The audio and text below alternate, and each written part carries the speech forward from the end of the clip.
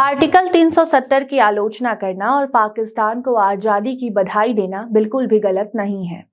ये बयान supreme court का आता है और चर्चाएं एक बार फिर आर्टिकल 370 की होने लग जाती हैं। मगर अभी भी इस आर्टिकल को लेकर कई ऐसे सवाल हैं जो आपके मन में घूम रहे होंगे। तो इस पूरे वीडियो में आपको हम बताएंगे क्या है आर्टिकल 370। हाल ही में हिंदी फिल्म भी आर्टिकल 370 पर आई है। अब नमस्कार, आप देखना शुरू कर चुके हैं द क्लियर कट और मैं आपके साथ वंदना।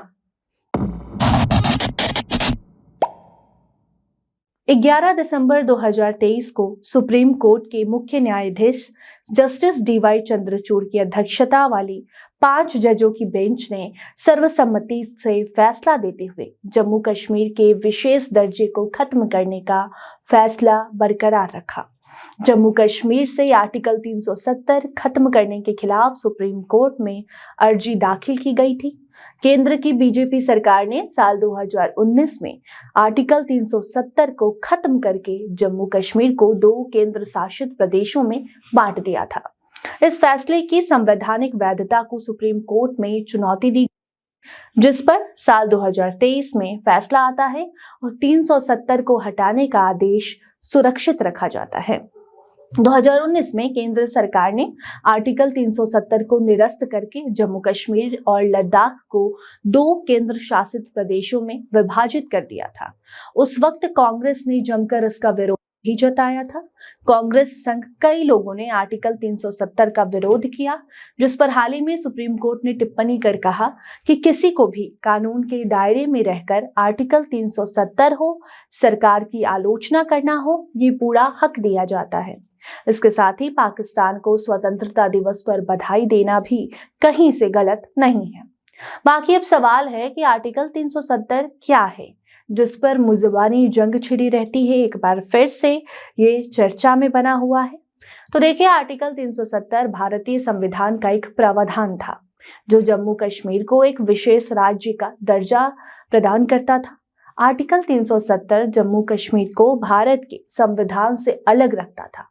आर्टिकल 370 के प्रावधान ऐसे थे कि भारतीय संविधान भी जम्मू कश्मीर में सीमित हो जाती थी, जिससे देश की सरकारें राज्य के फैसले को लेकर हमेशा बंधी रहती थी। देश भर के अलग अलग नियम कानून जम्मू कश्मीर के थे।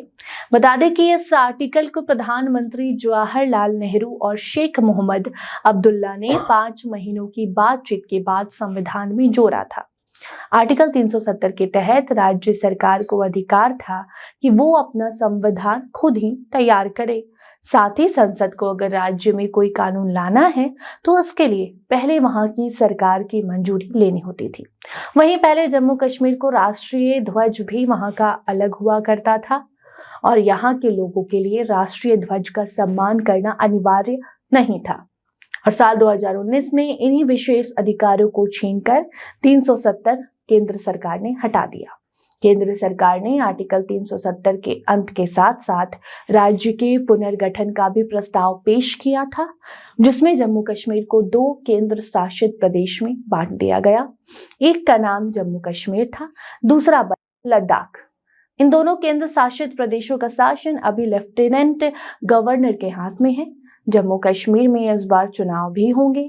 जो भी नियम कानून देश के दूसरे राज्य में लागू है, वही नियम कानून अभी जम्मू कश्मीर में भी लागू हो चुका है, जो कि 370 के हटने के पहले नहीं था। जम्मू कश्मीर अलग ही नियम कानून पर चलता था, जिससे न ही वहां के लोगों का विकास हो पाता था और न ही सरकार कुछ खास वहां पर काम कर पाती थी। इसीलिए केंद्र की मोदी सरकार ने 370 हटाने का निर्णय लिया और अब केंद्र सरकार जम्मू कश्मीर के विकास के लिए भी आगे काम करेगी। हाल ही में पीएम नरेंद्र मोदी भी जम्मू कश्मीर के दौरे पर थे। बाकी ये पूरी जानकारी आप द क्लियर कट पर देख रहे थे। आप उस पर क्या सोचते हैं, कमेंट सेक्शन में जरूर बताएं। धन्यवाद।